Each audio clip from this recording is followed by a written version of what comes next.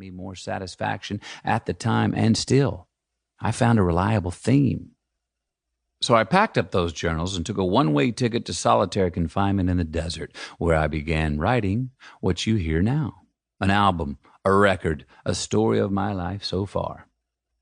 Things I witnessed, dreamed, chased, gave, and received. Truth bombs that interrupted my space and time in ways I could not ignore. Contracts I have made with myself, many of which I live up to, most of which I still pursue.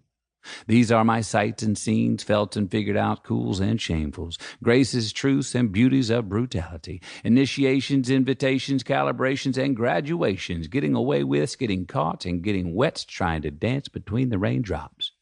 Rites of passage. All between are on the other side of persistence and letting go, on the way to the science of satisfaction in this great experiment called life. Hopefully, it's medicine that tastes good.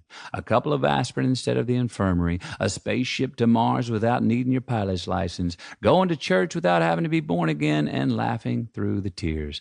It's a love letter to life. Now, speaking of bumper stickers, I have always loved bumper stickers, so much so that I've stuck bumper to sticker and made them one word, bumper sticker. They're lyrics, one-liners, quick hitters, unobtrusive personal preferences that people publicly express. They're cheap and they're fun. They don't have to be politically correct because, well, they're just bumper stickers. From the font they're in, to the color scheme, to the word or words they say, a bumper sticker tells you a lot about the person behind the wheel in front of you. Their political views, if they've got a family or not, if they're free spirits or conformist, funny or serious, what kind of pets they have, what kind of music they like, even what their religious beliefs might be. Over the last 50 years, I've been collecting my bumper stickers. Some I've seen, some I've heard, some I stole, some I dreamed, some I said. Some are funny, some are serious, but they all stuck with me, because that's what bumper stickers do. I've included quite a few of my favorites in this book.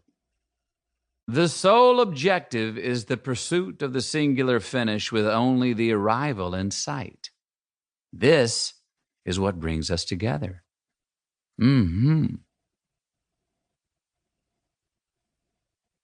Sometimes you got to go back to go forward. And I don't mean going back to reminisce or chase ghosts.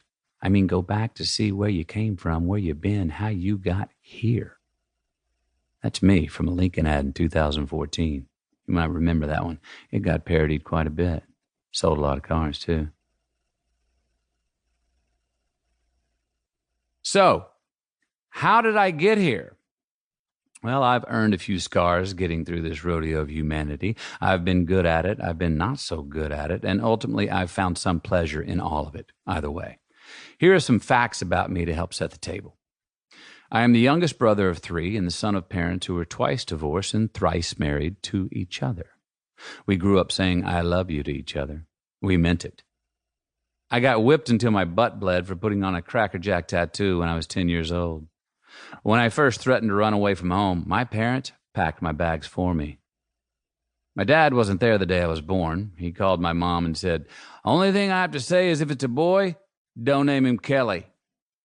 The only thing I ever knew I wanted to be in life was a father. I learned to swim when my mom threw me in the Llano River, and I was either going to float off the rocky waterfall 30 yards downstream or make it back to the bank. I made it to the bank.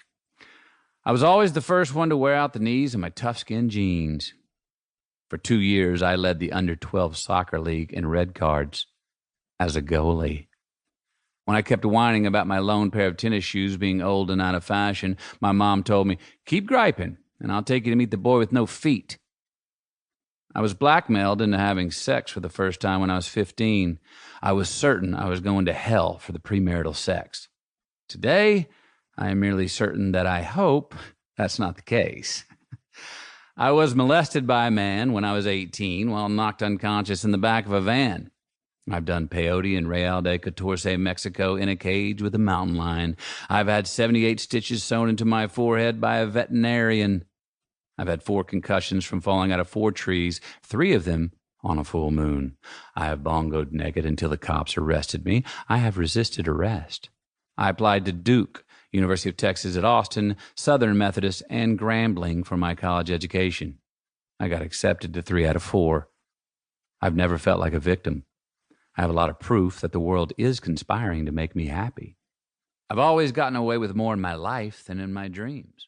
I've had many people